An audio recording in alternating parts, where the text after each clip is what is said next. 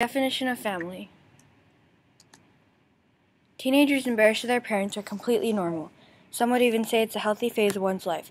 However, Amanda Brown is more than just embarrassed of her parents. According to the girl's friends, Amanda despised her parents. She hated them with a passion. That can't be. They're her parents, you may think. Well, then you have yet to take a look at what goes on inside the Browns' little apartment. She thought it was suffocating to be in the same room as their brother Josh, who, according to his sister, had more cooties than all of the boys in their school added together.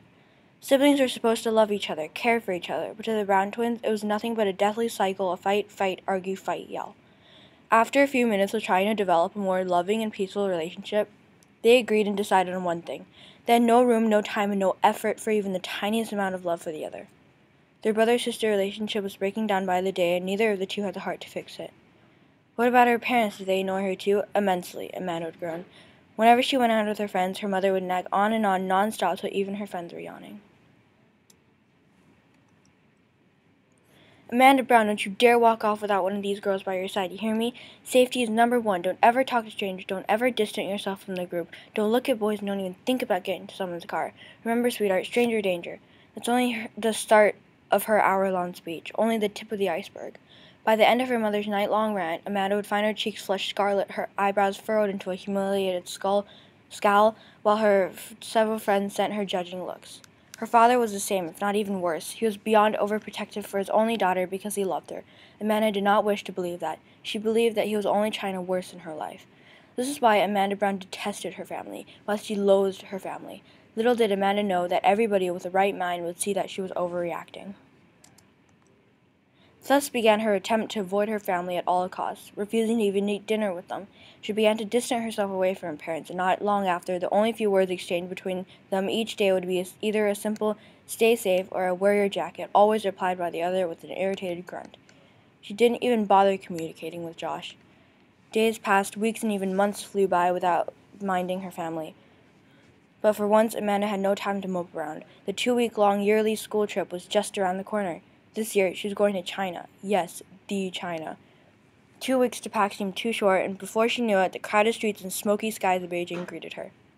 Their schedule was packed. 1 minute she was mounting the Great Wall of China, another minute she was touring the Summer Palace. In the blink of an eye, Amanda found herself crossing out all the monuments she planned on visiting.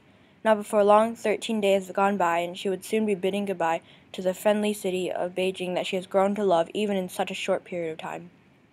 What the girl didn't know was that the last day of the trip would change her life forever. Day 14 rolled around, and so did Amanda, on her bed, refusing to get up and face the cold morning. At this time of year, Beijing was freezing cold. Consider yourself immobilized for the rest of the day if you step outside without a jacket. Amanda made sure to wrap herself up with extra layers, knowing that today was a long-awaited do-whatever-you-want day, meaning everybody was free to go in separate directions and to meet at the airport. However, during some part of the day, Amanda glanced down at her watch and gasped. She missed her flight. Amanda was walking on the busy streets of the crowded Beijing, occasionally bumping into someone and apologizing with her broken Chinese. The streets were not exactly crowded with just people. She walked down a narrow street, each side jammed with small stalls and carts selling their own little specialty. They were selling things from knitted scarves to handmade shoes, from necklaces to pancakes, even from soy milk to rubber balls. By the time Amanda squeezed her way out of that particular street, the smell of cotton candy the size of old-fashioned discs and candied hawthorn string-like jewelry lingered on each and every inch of her body. Her only choice was to keep walking.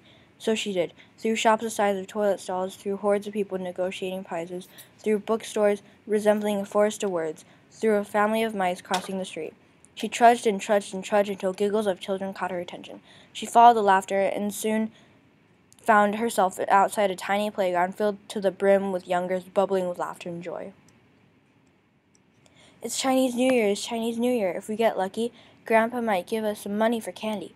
That was all Amanda could make out through the children's cheeriness literally radiating off their red little faces. Is Chinese New Year today? Amanda wondered, and quickly pulled out her phone for some researching. Chinese New Year, she typed into her browser, but there was unfortunately no Wi-Fi. She turned on her cellular and watched as she still had no luck. The girl could only sigh, pocket her phone, and keep walking forward. Only a few seconds later, a text message popped up, sent from her one and only mother. We all miss you. Stay safe. Love you. Strangely, Amanda found her heart clenching to those words. Could it be that she missed her family too? That was something she wondered as she walked on. Soon silence filled her ears, and she looked up from the empty streets. Since when did she end up in her neighborhood? There were a few houses sprinkled here and there, decorated with red paper, black calligraphy, and a slight hint of gold. Amanda walked closer to the dwelling nearest to her and peeked inside. A few people sat around a small wooden table making dumplings. It was the simplest tradition to them, but to Amanda it was wizardry. They were all busy, chatting with each other with Cheshire grins, joking around and chortling. They were happy, they were carefree, they were a family. Suddenly, Amanda's whole world came crashing on top of her. Is this what a family is supposed to be like? Is this what her family could have been like if she wasn't so immature? Questions flooded her mind. Not before long, tears of regret threatened to escape her clouded eyes. She loved her family. She loved everything about him. She missed them so much. She needs them. The mother from inside the warmth of the house chuckled adoringly as she watched her children have fun. Amanda smiled bitterly at the image as she drowned herself with thoughts out in the cold. She had to make things right. She has made up her mind and was determined. Beijing has taught her many things. Things about history, things about culture, and lastly, how important family are. The streets were bustling today, not because it was crowded normally. Shop owners were trying to earn enough money for a gift to their loved ones on New Year's. People pushing their way out of the hordes were because they wanted to get back to their homes, back to their families. Family is family, and their actions, their looks, or the tiny details that made them their imperfect selves doesn't matter. Family is not an important thing. It is everything. And just like what they say, happiness is only real when shared with the ones you love. From that second on, Amanda vowed to share her happiness and love with her family and never stopped doing so. As soon as Amanda stepped out of the airport into the crisp, chilly air of her hometown, her anxious parents and impassive brother welcomed her. She braced herself for the soon-coming screams. Amanda Brown, did you have any idea how worried sick we were?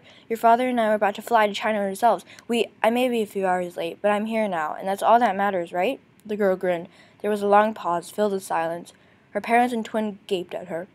It'd been so long since such a genuine grin plastered the young girl's face. I missed you guys, Amanda breathed out, looking down at the ground.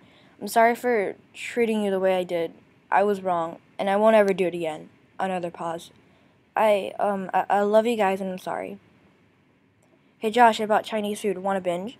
From that day on, the Brown family laughed, talked, loved, and understood together. They did not look at the past, but only to the future. They gave each other endless amounts of love and care, and lived happily ever after. After all, isn't that what family's for?